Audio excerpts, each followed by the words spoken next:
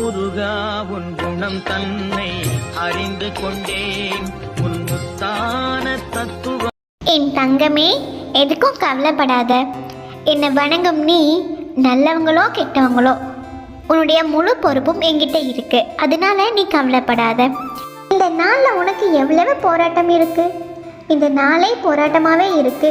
என் தங்கமே, மகிழ்ச்சி நிறைந்த நாளா இனி வரும் நாள் உனக்கு இருக்கும். என்னோட அனுமதி இல்லாமல் ஒரு இலை கூட அசையாது. அப்படி இருக்கும்போது எதுக்கு நீ உன்னை இந்த மாதிரி வருத்திக்கிற? இப்போ உனக்கு யாரும் இல்லைன்னு சொன்னையோ அப்பவே நான் உன் கூடவே இருக்கேன்னு அர்த்தம். என் தங்கமே, நானே உன்னை பார்த்துப்பேன், நானே உன்னை வழி நடத்துவேன். ஒவ்வொருத்தரும் தன்னுடைய வாழ்க்கையை அவங்க தான் தேர்ந்தெடுக்கணும், தீர்மானிக்கணும். தங்கமே, உன்னாலையும் சுயமாக முடிவெடுக்க முடியும். நமக்கு சம்மந்தம் இல்லாத விஷயத்தில் நம்மளை சம்மந்தம் படுத்தினா கூட அதில் இருந்து ஒதுங்கி போகிறவன் தான் நல்ல மனுஷன். அதை என்னென்னு தெரிஞ்சுக்காம அதுக்காக கிடைக்கிற சன்மானத்தை கை நீட்டி வாங்கிக்கிறானா அவனை என்னன்னு சொல்கிறது?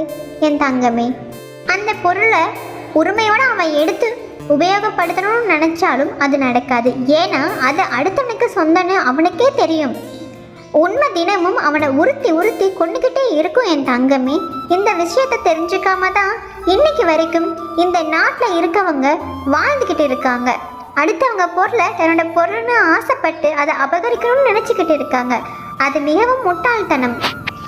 வேர்வை சிந்தி உண்மையாக உழைக்கின்ற காசில் தான் ஆனந்தமே நிறைஞ்சிருக்கு. என் தங்கமே, அதை விட்டுட்டு அடுத்தவன் காசுக்கு ஆசைப்பட்டான் அவங்க வாழ்க்கை நரகமாக தான் போகும். ஆனால் என்னோட தங்க பிள்ளை நீ அப்படி இல்லை.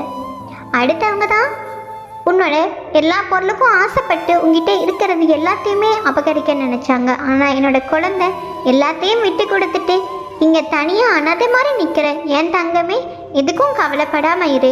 உன்னோட முருகப்பெருமான் அப்பா நான் உனக்கு துணையாக உன் கூடவே இருக்கேன்.